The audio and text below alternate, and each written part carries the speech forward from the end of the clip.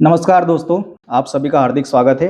हम पढ़ रहे हैं प्राचीन भारत का इतिहास, जिसमें आज हम बात करेंगे कि प्राचीन भारत में जो विदेशी आक्रमण हुए, किस-किस का आक्रमण हुआ, किसने किया, कहाँ तक किया और उसका प्रभाव क्या पड़ा भारत पर, इसकी आज हम बात करेंगे। तो प्राचीन भारत में जो विदेशी आक्रमण हुए, वो हुए ईरान और यूनान की तरफ से।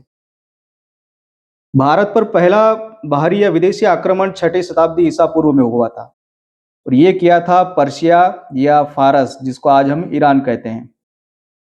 यहाँ के शासकों ने भारत पर पहला आक्रमण किया था, जिसको हम विदेशी आक्रमण कह रहे हैं। ये आक्रमण किया था हकामनी वंश के शासकों ने। भारत पर आक्रमण का पहला प्रयास किया था साइरस द्वितीय ने।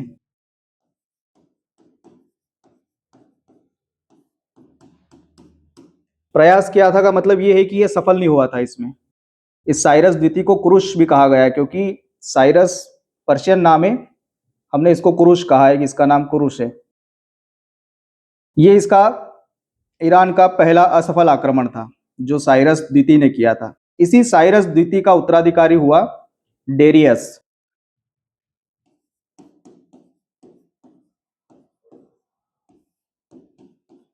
डेरियस प्रथम, जिसको हमने कहा दारा प्रथम। पहला सफल ईरानी आक्रमण की अगर बात करें या पर्शियन आक्रमण की बात करें, तो यह दारा प्रथम ने किया था या डेरियस प्रथम। इसने पहला सफल ईरानी आक्रमण किया था भारत पर। यह साइरस द्वितीय का उत्तराधिकारी था। अब दारा प्रथम या डेरियस प्रथम ने भारत पर पहला सफल आक्रमण किया था, इसकी जानकारी हमें कैसे मिलती है? इसकी जानकारी का स्रोत है, एक तो पहला कि डेरियस प्रथम के 3 अभिलेख मिले हैं। कौन कौन से? बेहिस्तून, पर्सिपोलियस और नक्शे रुस्तम या नक्श ए रुस्तम, ये तीनों अभिलेख दारा प्रथम या डेरियस प्रथम के हैं। इससे ये पता चलता है कि इसका जो साम्राज्य था वो कहाँ कहाँ तक फैला था, किन किन क्षेत्रों पर इसने अधिकार किया था। और इन अभिलेखों से हमें यह पता चला है कि 516 ईसा पूर्व के आसपास दारा प्रथम ने सिंधु के पश्चिमी भाग, सिंधु और जो पंजाब का क्षेत्र है, इस पर अधिकार कर लिया था। यह पता किससे चलता है? दारा या डेरियस प्रथम के इन अभिलेखों से। और समय 516 ईसा पूर्व के आसपास का है, लगभग है, ये एग्जैक्ट टाइम नहीं है। ये जो अभियान हुआ था, इसमें इसका एक एडमिरल था स्काइलेक्स, इसका सबसे बड़ा योगदान था। ये इस आक्रमण से पहले सिंधु नदी का जो क्षेत्र है, इसका निरीक्षण करने के लिए आया था कि किस मार्ग से हम इस क्षेत्र पर अधिकार कर सकते हैं या आक्रमण कर सकते हैं। तो अगर कभी ये पूछ लिया जाए कि इसका दारा प्रथम का जो एडमिरल या आप कह सकते हो कि जो नौसेना जल सेनापति या नौसेना अध्यक्ष कौन था, तो ये स्काइलेक्स था। इसके अलावा दारा प्रथम ने गंधार, कंबोज, इस पर भी अधिकार कर लिया था। तो अगर ईरानी आक्रमण को आप देखोगे कि इन्होंने किन किन क्षेत्रों पर अधिकार किया था भारत में, तो ये साइरस का राज्य क्षेत्र है और इसके बाद डेरियस ने इन क्षेत्रों पर अधिकार कर लिया था। यहां तक ईरानी साम्राज्य या पर्शियन साम्राज्य पहुंच गया था। यहां तक इसलिए क्योंकि ये सब पूरा भारत का ही हिस्सा था, जो अभी पाकिस्तान के क्षेत्र में पड़ता है। तो इस यहां तक ईरानी या पर्शियन साम्राज्य पहुंच गया था। इन सब के अलावा हेरोडोटस का भी विवरण मिलता है। हेरोडोटस के विवरण में इसकी जानकारी मिलती है कि जो भारतीय भूभाग है, इनको जीत करके ईरानी साम्राज्य का 20वां प्रांत बनाया था और ईरान को यहां से 360 टैलेंट स्वर्ण राजस्व मिलता था। ये हेरोडोटस का विवरण है। हेरोडोटस कौन है? ये हमने हिस्टोरियोग्राफी की क्लास में इसको हमने पढ़ा है कि हेरोडोटस कौन है और इसका क्या योगदान है इतिहास में। दारा प्रथम के बाद जरक्सिस शासक बनता है, जिसको क्षयार्स भी कहा गया है। जरक्सिस, अगर आपने हॉलीवुड की 300 मूवी देखी हो, तो उसमें जो विलन है वो वही जरक्सिस, ईरानी साम्राज्य का शासक है जरक्सिस। उसमें भी यही स्टोरी है कि ईरान ने यूनान पर आक्रमण किया था। उसमें जो विलन दिखाया गया जरक्सिस, वो ईरानी साम्राज्य का शासक था, जो दारा के बाद शासक बनता है। इसने भारतीयों को अपनी सेना में शामिल किया था और यूनान के विरुद्ध आक्रमण किया था। दारा दारा तृतीय आखिरी शासक था जिसको सिकंदर ने हराया था। सिकंदर का और दारा तृतीय का आमना सामना हुआ था 331 ईसा पूर्व में। सिकंदर और जो दारा तृतीय है, इनके बीच में अर्बेला का युद्ध हुआ था। अर्बेला, इसको गोगामेला का युद्ध भी कहा जाता है। ये दारा तृतीय और सिकंदर के बीच में हुआ था, जिसमें सिकंदर की जीत हुई थी। इस युद्ध के बाद सिकंदर ने पर्सिपोलिस का जो महल था, इसको जला करके नष्ट कर दिया था। इस तरह से अगर आप देखोगे तो सिकंदर के समय में भारत से ईरानी साम्राज्य या ईरानी शासन समाप्त हो गया। लेकिन सिकंदर यहीं रुकने वाला था नहीं, ये भारत की तरफ आगे बढ़ा और 326 ईसा पूर्व के आसपास इसने भारत पर आक्रमण किया। और सिकंदर का जो आक्रमण हुआ था, ये खैबर दर्रे से भारत में इसने प्रवेश किया था। 331 ईसा पूर्व में सिकंदर और दारा तृतीय के बीच में लड़ाई होती है।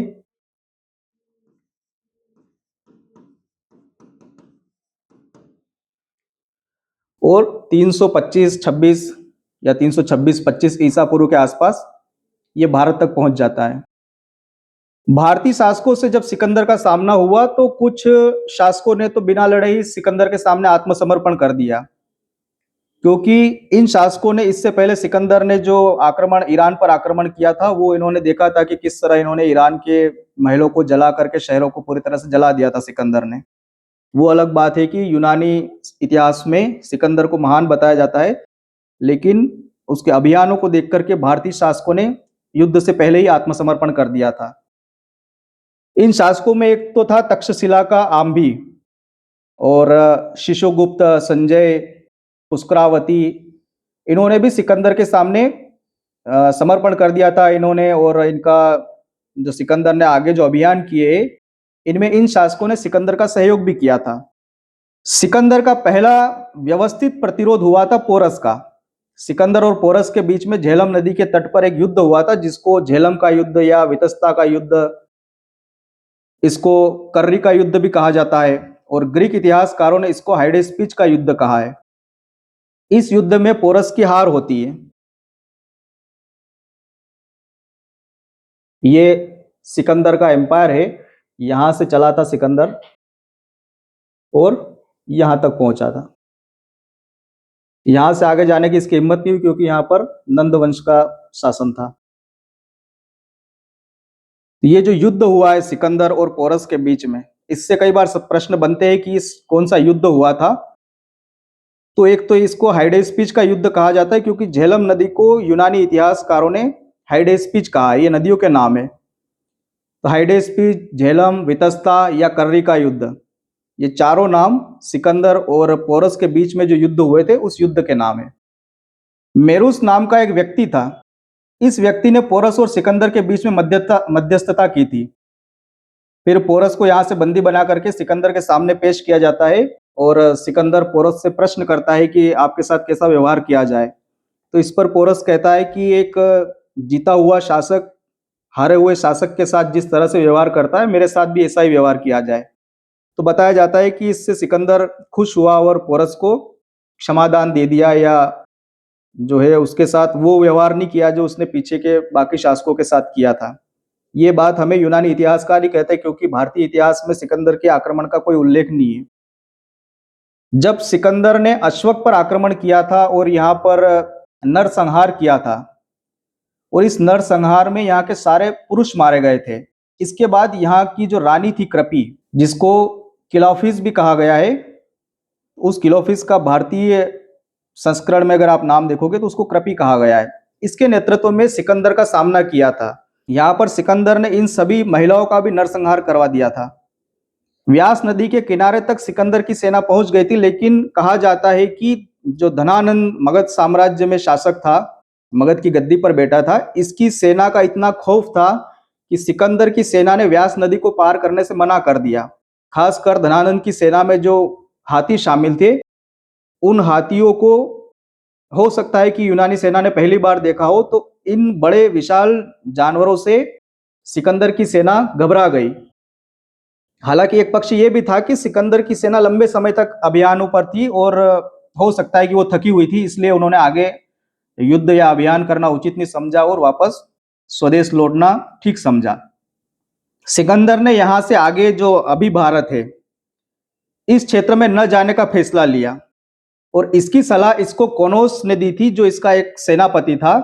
इसने सिकंदर को वापस मैसेडोनिया चलने के लिए राजी किया था। मैसेडोनिया कहाँ है? जहाँ सिकंदर का घर है, ये इस क्षेत्र में मैसेडोनिया है।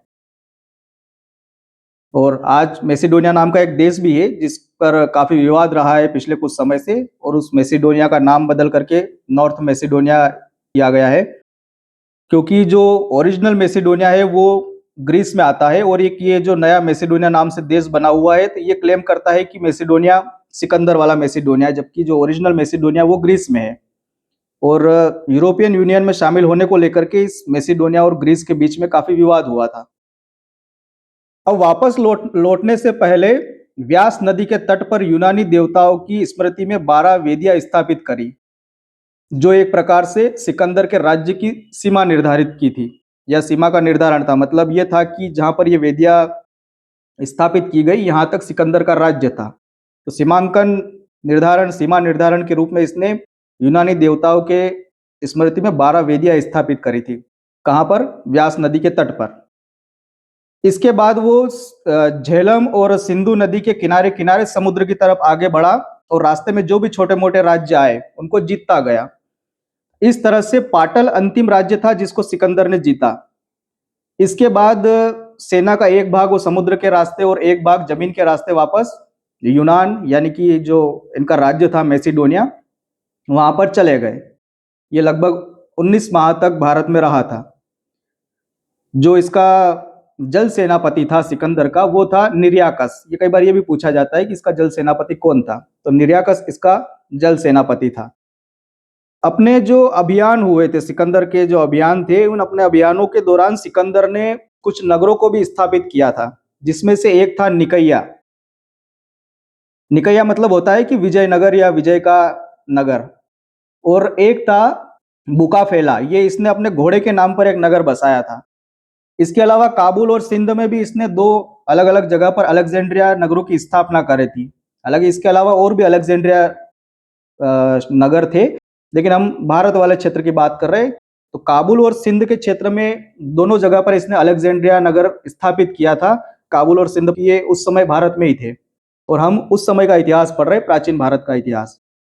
सिकंदर भारतीय दार्शनिकों से भी मिला था, जिसमें से एक था मंडनीस, या मंडन भी इसको कहा गया है। इसको सिकंदर ने अपने दरबार में बुलाया था, तो मंडनीस ने मना कर दिया और कहा कि वो अगर राजा है तो मेरा सिर काट सकता है, लेकिन मेरे आत्मसम्मान को नष्ट नहीं कर सकता है। मतलब ये है कि जो दार्शनिक या जो विद्वान टाइप के व्यक्ति होते हैं, ये थोड़े टेढ़े होते हैं, एबले टाइप के होते हैं। तो कोई शासक अगर बुलाता तो ये दरबार में जाते नहीं थे। तो इसको सिकंदर ने बुलाया, और जब वो उसका कोई सैनिक आया होगा बुलाने के लिए, तो उसने कहा है कि सिकंदर शासक है और कहाँ कहाँ का शासक है, गुणगान किया होगा। तो इसने मना कर दिया कि वो राजा है तो अपने घर का है, वो मेरे आत्मसम्मान को नष्ट नहीं कर सकता है। मेगास्थनीज इस मंडनीस के बारे में बताता है कि सिकंदर इसके ज्ञान से बहुत प्रभावित हुआ था। एक और कलानास नाम का एक दार्शनिक था, इसको तो सिकंदर अपने साथ मैसेडोनिया लेके गया था, साथ ही लेके गया, चलो वहीं पर ज्ञान की बातें करेंगे। सिकंदर ने अपने जीते हुए प्रदेशों पर छत्रपों की नियुक्ति की, और इसमें अगर आप देखोगे तो सिंधु के जो पश्चिम क्षेत्र थे, यहाँ पर निकोबार को अपना छत्रक बनाया, और बाकी जो भारतीय प्रदेश थे यहाँ पर फिलिप को अपना छत्रक बनाया, और वापस मैसेडोनिया चला गया। सिकंदर के भारतीय अभियानों के बारे में एरियन लिखता है कि युद्ध कला में भारतवासी बाकियों से श्रेष्ठ है, यानी कि ये यूनान का ही लेखक है, ये भी सिकंदर के साथ ही था। इसने ये लिखा है कि जो भारतीय लोग हैं ये युद्ध करने के मामले में बाकियों से श्रेष्ठ है, मतलब ये मान रहा है कि वो यूनानियों से भी श्रेष्ठ थे। प्लूटार्क का मानना है कि यदि सिकंदर का आक्रमण न होता तो बड़े नगरों की स्थापना नहीं होती, या बड़े बड़े नगर नहीं बनते। अब ये भारत में तो आए नहीं थे, आते तो इनको पता चलता कि नगर किसे कहते, क्योंकि भारत में इससे पहले बड़े बड़े महाजनपद स्थापित हो चुके थे। मगध अगर वो देख लेता तो शायद वो ये बात नहीं कहता कि सिकंदर के आक्रमण से ही बड़े बड़े नगर स्थापित हुए हैं। इन यूनानी इतिहास में एक कठ जाति का उल्लेख मिलता है, जिसमें सती प्रथा के प्रचलित होने का विवरण मिलता है। कठ जाति जो है ये पंजाब के थे, और कठ एक गणराज्य था। जब सिकंदर ने इस पर आक्रमण किया था तब उन्होंने अपनी जो राजधानी थी उसके चारों ओर रथों का घेरा बनाया था। संगल राजधानी शहर था इनका। जब आक्रमण किया तो चारों तरफ रथ से एक सुरक्षा घेरा बनाया था, लेकिन फिर भी सिकंदर ने इनको हरा दिया था और इनको जो हराया था, जो युद्ध हुआ था, इस युद्ध में पोरस ने सिकंदर की सहायता की थी। एक और जाति है अगालास सोई।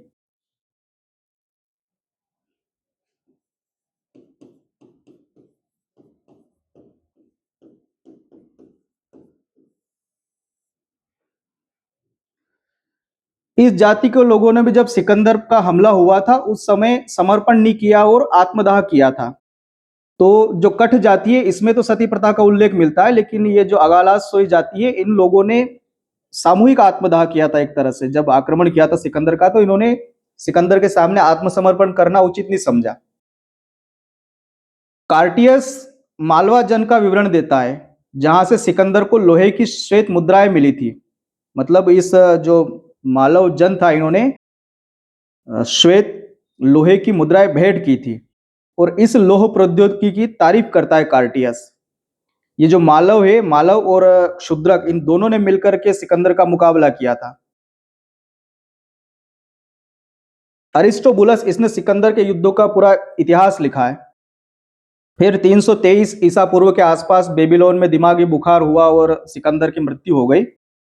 और इसके बारे में पूरा सिकंदर का जो विवरण है या सिकंदर की जीवनी है, ये अनेसिक्रेटिस नाम के व्यक्ति ने इसके बारे में लिखा है। पूरा सिकंदर की जीवनी इसने संकलित करी है। इसकी मृत्यु हुई, जब सिकंदर की मृत्यु हुई इसके बाद, इसके 1-2 साल बाद 321 ईसा पूर्व में एक संधि होती है जिसको त्रिपेरेंदिसस की संधि या ट्राइपेराडाइसस की संधि कहा जाता है। इस संधि के द्वारा सिकंदर के जो क्षत्रप थे इन्होंने राज्य को विभाजित कर लिया, बांट लिया अलग अलग। क्योंकि सिकंदर था तब तक तो वो राजा था, लेकिन सिकंदर के बाद इस राज्य को कौन संभाले, तो उसने अपने शासनकाल में भी अलग अलग क्षत्रपों की नियुक्ति करी थी। तो जब सिकंदर की मृत्यु होती है तो फिर इसमें एक संधि होती है और एक जो क्षत्रप थे सिकंदर के, या आप कह सकते हो कि सिकंदर के गवर्नर थे, इन्होंने राज्य को बांट लिया। तो ये था भारत पर सिकंदर का आक्रमण। अब भारत पर इन विदेशी आक्रमणों का प्रभाव क्या पड़ा? ईरानी और यूनानी आक्रमण जो भी हमने पढ़ा है, जब इनके आक्रमण हुए तो इनका कुछ तो असर पड़ा होगा भारत पर। जब ईरान का आक्रमण हुआ था भारत पर, तो भारत पर इस ईरानी प्रभाव के कारण जो पश्चिमोत्तर भारत है, भारत का उत्तर पश्चिमी क्षेत्र है, इस क्षेत्र में खरोष्ठी और अरमाइक लिपि शुरुआत हुई। खरोष्ठी लिपि की खासियत ये होती है कि ये दाएं से बाएं लिखी जाती है। हम लिखते हैं बाएं से दाएं, खरोष्ठी लिखी दाएं से बाएं लिखी जाती है। इसके अलावा जो अभिलेख उत्कीर्ण करना, स्तंभ निर्माण, जब आप अशोक साम्राज्य का साम्राज्य पढ़ोगे, अशोक का शासनकाल, उसमें अभिलेख का उत्कीर्ण करना, स्तंभ निर्माण करना, ये प्रचलन में आया था। तो ये इस ईरानी परंपरा से ही आए हैं, अभिलेख उत्कीर्ण करना और स्तंभ का निर्माण करना। अभी हमने दारा प्रथम का जब पढ़ा था तो उसमें उसकी जानकारी हमें उसके अभिलेखों से ही मिलती है। तो ये अभिलेख लिखने की परंपरा हमने ईरानियों से सीखी। इसके अलावा छत्र प्रणाली, ये छत्र प्रणाली ईरानियों से भी सीखी हमने और यूनानियों से भी सीखी है। क्योंकि अगर आप यूनानी साम्राज्य आक्रमण देखोगे, जब सिकंदर का आक्रमण हुआ तो इसने भी क्षत्रपों की नियुक्ति करी थी और ईरानियों से भी क्षत्र प्रणाली के बारे में हमने काफी कुछ सीखा है। खासकर अगर कुषाण शासक देखोगे तो इन्होंने इसको व्यवस्थित रूप से अपनाया था। भारत में ईरानी मुद्रा का प्रचलन शुरू हुआ है। खास करके उसके अगर सिक्कों को देखोगे ईरानियों के, तो चांदी के सिगलोई जिसको शेकल्स कहा जाता है और सोने के डेरिक, ये दो सिक्के भारत के जो उत्तर पूर्वी उत्तर पश्चिमी क्षेत्र है वहां पर ये ईरानी मुद्राएं प्रचलित हुई। मौर्य साम्राज्य जब आप पढ़ोगे तो वहां पर के जो शासक होते हैं, मौर्य सम्राट होते हैं, उनके बालों को धोने की एक परंपरा है, केश प्रक्षालन इसको कहा जाता है। ये केश प्रक्षालन की जो परंपरा है ये भी ईरानियों से सीखी है। ईरानी शासकों के केश प्रक्षालन होते, वही परंपरा भारत के मौर्य शासकों ने भी अपनाई। ये तो हुआ था ईरानी प्रभाव क्या पड़ा।